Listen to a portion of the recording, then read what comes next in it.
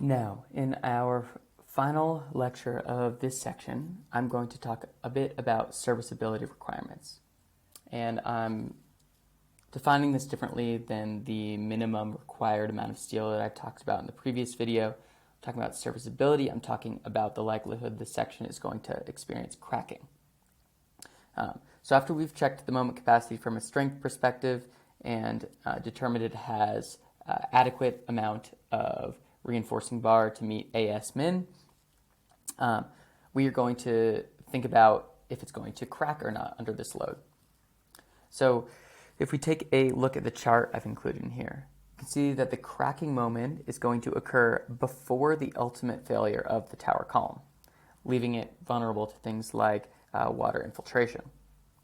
So from equation 24.2.3.9 in ACI and the notes provided, we can get our cracking moment, MCR, as IG, or our moment of inertia, gross moment inertia, times FR, all divided by YT. I don't know why this came down a bit.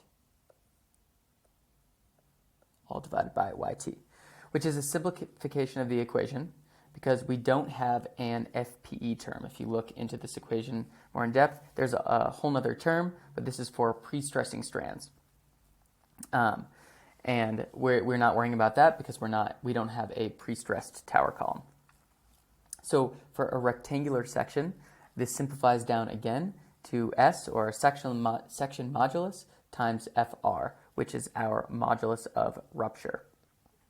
So the cracking moment is essentially a deflection check and signifies the point at which the section would begin to crack. So we're interested in the section modulus and then this modulus of rupture. So S, the section modulus, we can replace with the term that you've seen many times already, BD squared over 6 for a rectangular section, with B being our effective width and D being our effective depth. And then FR, our modulus of rupture, comes from the equation 19.2.3.1. And this is 7.5 times lambda times the square root of F prime C. Lambda is the modification factor that we'll take as 1 for normal weight concrete. So when we plug in our F prime C and our 7.5, we get 290 psi for our modulus of rupture. Finally, we can compare that, go back in and use that to calculate our cracking moment and compare that cracking moment to our demand, our required strength.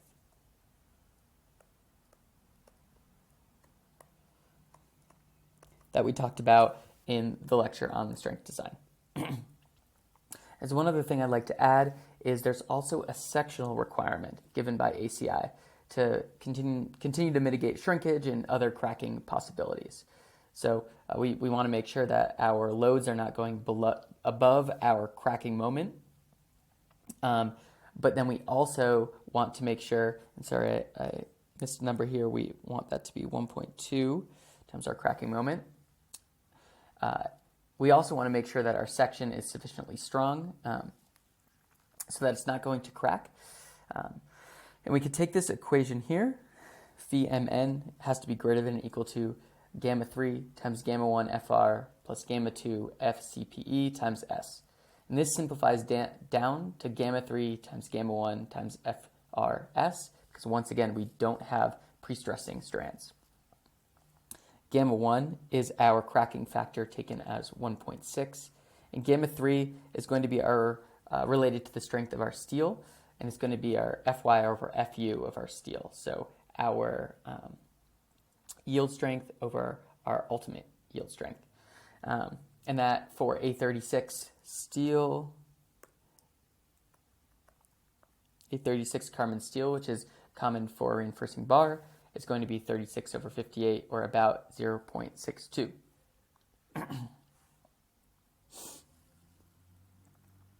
So we can plug all of that in to calculate the value that our our phi mn needs to be greater than to meet this sectional requirement. So all of these things are important because they are going to potentially govern our section. Instead of just looking at this from is an adequate strength perspective, we also want to look at it from a serviceability perspective. Is it going to function properly?